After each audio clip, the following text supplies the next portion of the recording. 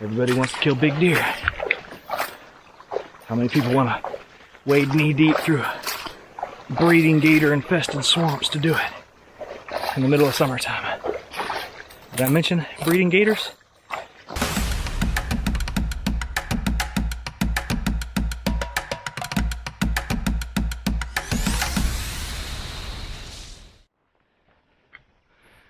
Well, tell me this isn't a familiar sight. Me and this guy, summertime scouting, he would much prefer that I started my scouting about 6 months ago. But I think he's willing to help me all the same. So, going back here to pick up on a trail camera that's been sitting since the fall. And there's a chance they burned the area and that camera's no more.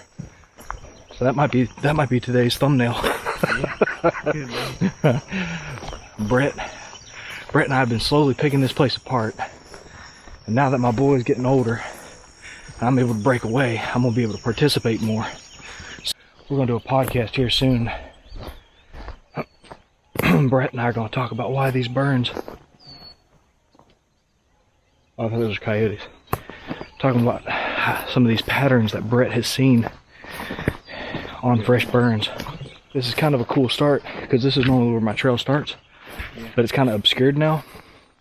This area was easy to see from the road because the stuff had gotten about chest high, and where the deer had pushed through, you could very easily see. And I was just telling Brett, this is kind of a unique opportunity because the evidence of where the deer are moving, unless you didn't already know it, is kind of obscured now, which I think is a good thing. Y'all go through stuff like this in the off season in Florida or anywhere. This is quickly becoming a tradition for Brett and I. I'm going to insert the film, the part of the video from last year where we're doing this in an overgrown field.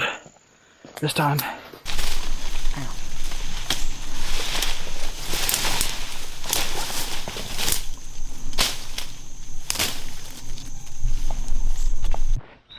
we found her. Right. Well, she made it, guys. I'm going to take this off this tree and repurpose it.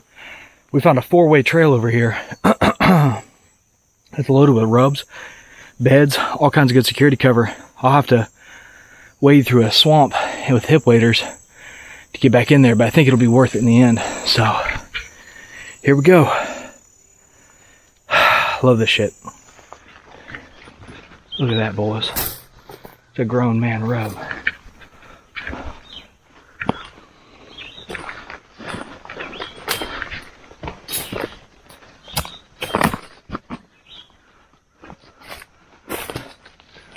And every photo of every person I got stayed inside that pine tree line. They never came back here. Alright, give me the rundown on what you just saw. Found a buck skull right here. And I was telling him, because we're presuming this is bedding. It's a little point out in the middle of the marsh.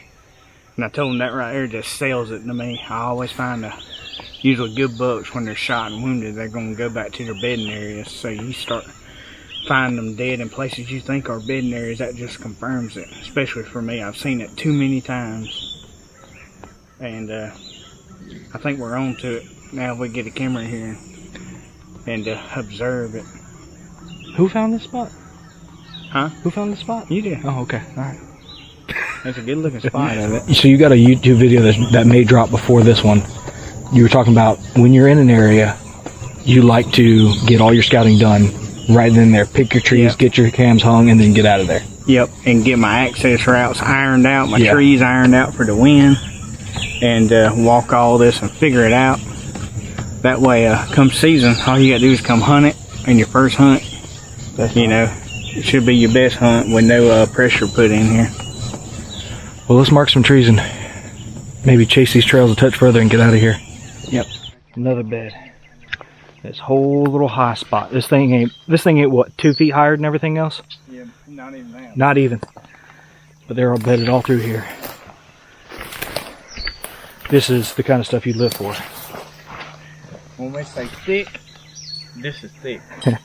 But at the same time, he can move through this relatively quiet. Yep. Because we were just up there and we heard choop, choop, choop, choop going through the water. Yep. There was deer in here and they just slipped out on you. They didn't blow, they didn't run. Yep. They knew they were safe and they slipped out.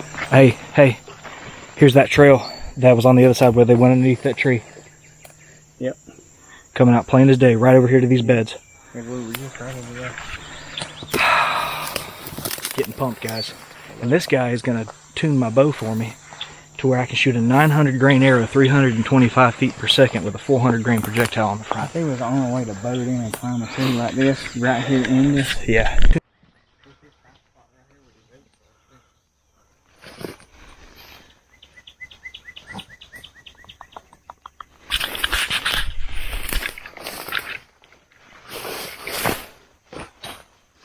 Another rub right over there. We're slowly putting the pieces together. Brett, what kind of give him as the big buck guy? I can't talk to these kind of things. So you tell him. Well, we were just on the other side of this little swamp, and Walter was talking about he jumped a bunch of bugs out here on these little high spots, which is just right off of this. And I told him, I said, well, probably good to put a camera at the end of this point where it meets the main land. He's like, huh, that's what I done. I said, great minds think alike. But we pushed into this bedding area to get all this scouting done and to figure out where to hang a trail camera. And right here, crossing these little high spots, found 2 big beds full of hair right where he's seen stuff.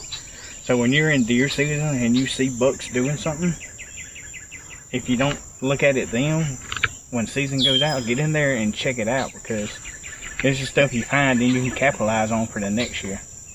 For sure, and that's what we're trying to do here. Here we go. All right, folks, here we go. So, right here behind me is a 4-way crossing on a little peninsula that comes out here. We've picked out a couple trees right over here to hunt. We've picked out a couple trees right over here to hunt. And we just put the stealth cam on the tree. So, as always, whenever I have someone around me who knows more than me, I let them do the talking because they know what the hell they're talking about. So, I'm going to give it to Brett to kind of close out what this area showed him, what he saw, why we hung the camera here, and what he expects the outcome to be.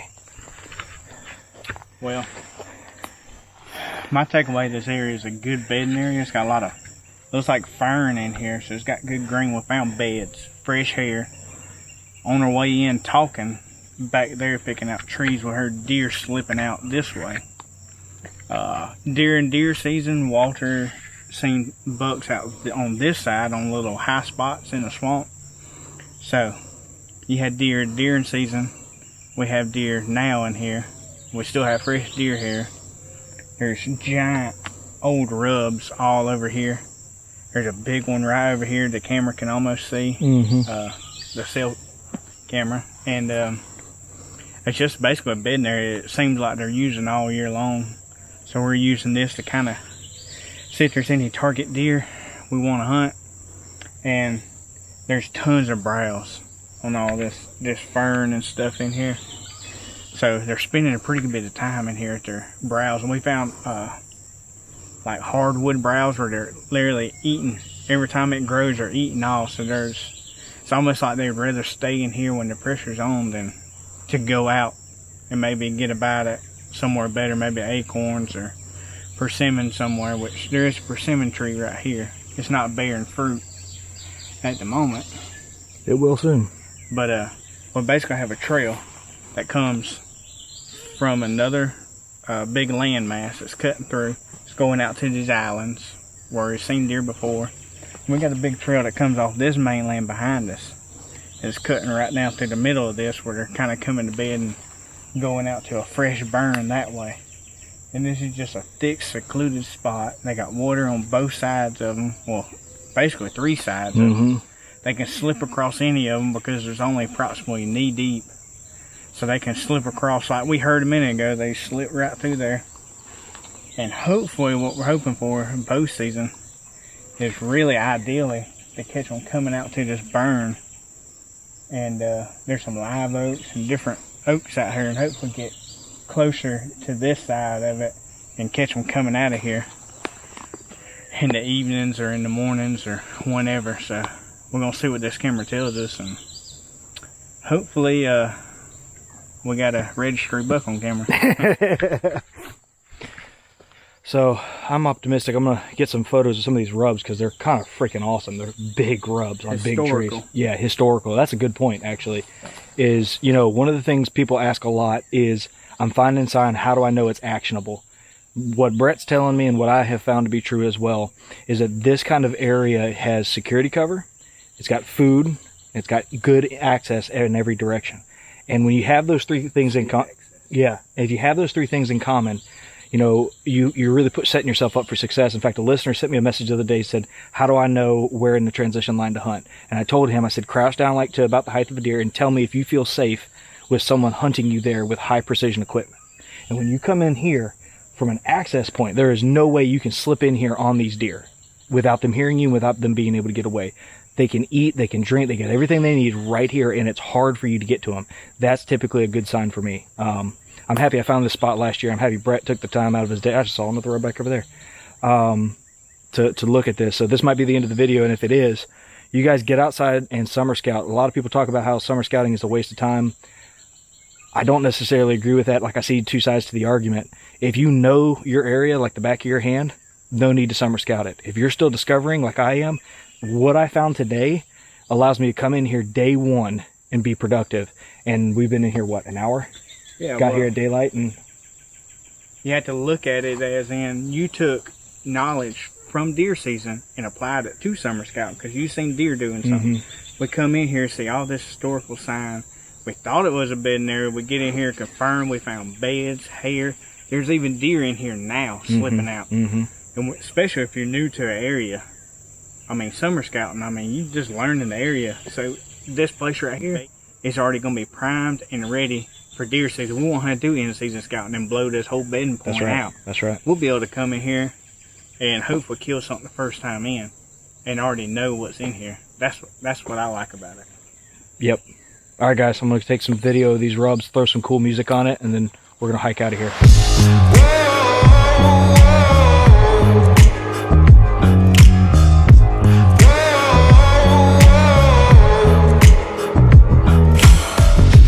Careful who you cross, careful who you test. Give me your worst and you'll get my best.